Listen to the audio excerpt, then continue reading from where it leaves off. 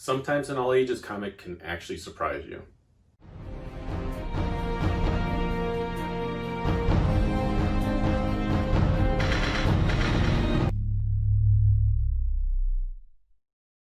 Welcome to Star Joes. I'm your host Ryan, and today I'm going to be covering Star Wars Adventures #1 from IDW.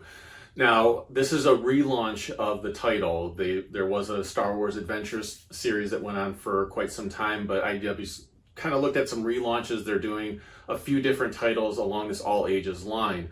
Now, I know when some people hear all ages, they automatically think this is geared towards kids. This is really going to mean anything to me. It's really just not for me.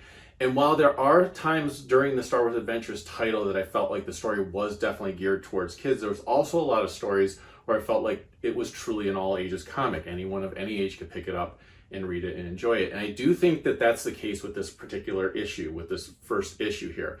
Now, it is broken up into two stories. I'm going to talk about both of them real quick here for you. The first one's called The Obstacle Course, and it's part one of a two-part story. We are dealing with, and this story is written by Michael Morecci, and the art is by Elias. I'm going to butcher the last name here, but it's Kyria Zis, and the colorist is Charlie Kirchhoff. And the story with this, it takes place before Rise of Skywalker. We have Rey, who's still doing her training, and Poe and Finn want to help her out by getting her ready so that she could be out there helping them fight the First Order. And that's how you really know that this takes place before Rise of Skywalker, is because they mention that in the movie as well, is that they really wish she was out there instead of training. So this is their way of helping her along by building this obstacle course on this remote moon out in the outer rims. It's an okay story. It's fun. It's an enjoyable read. However, won't really be something you remember down the line. She, of course, gets into trouble, crash lands into a group of pirates out there, and mayhem ensues, as you can imagine, and then Poe and Finn start getting involved, and that's really where we see the story go ahead for part two. Like I said, cute little fun story. It's not necessarily geared towards just little kids, but at the same time, it's not something that's really going to be hugely impactful for you.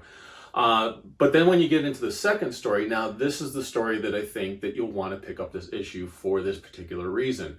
The second story is called Invasion of Echo Base, and it is written, drawn, and colored by Nick Brokenshire, which sounds like the name from someone from Lord of the Rings. But he does an incredible story here. This all takes place during Empire Strikes Back, and what you have is you have scenes from a different point of view. I know that's a book that's out there right now, but it really is. It's a different point of view for this scene in Empire Strikes Back. You have Vader invading Echo Base, and you have different things that have happened in the movie, but you get to kind of see how they happen and why they happen. So remember the deleted scene of the Wampas attacking snowtroopers? You get some of that in this issue and in this story. When the ice and snow collapsed on Han and he had to take Leia a different route to take her on the Falcon, you find out why that happened. So this really added some layers to an existing story, and I really like that, and I hope we get to see more of that as this series goes on.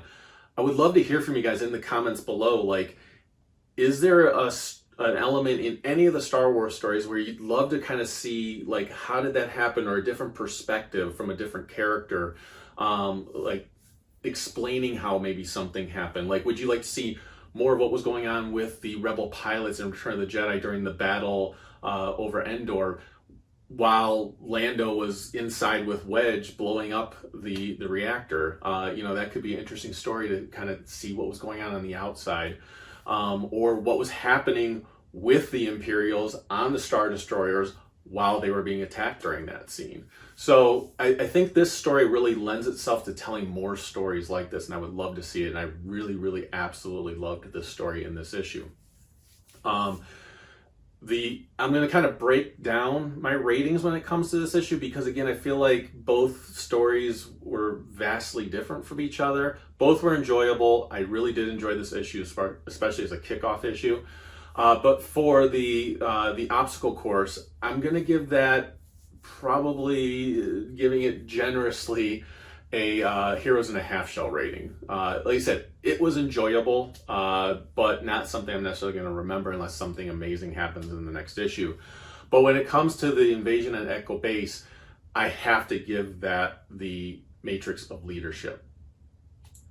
Like I said, really enjoyed this issue. I actually got this issue a little bit ahead of time because a good buddy of mine, Scott Kruger, who is on Sarlaac Digest, which is a YouTube channel out there you should check out. They cover all things Star Wars. He actually got to draw a variant cover for this issue. And I will put a link in the comments section below, or info section below, so that you can actually order it if it's a cover that you're interested in. It's a very cool cover with Rey on the front and Vader looming behind her. I think he did an awesome job. Really love the fact that this is potentially his launch into a comic career. So looking forward to what he has in store up ahead. So have a few surprises coming up. I'm going to be covering a couple more comics very soon. You'll be seeing those episodes come out. I know I've been away for a little while, but so I can kind of prep things for more episodes here with you guys. So with that, I'm going to go ahead and close the episode by saying the Force will be with you, because knowing us is half the battle. Take care, everyone.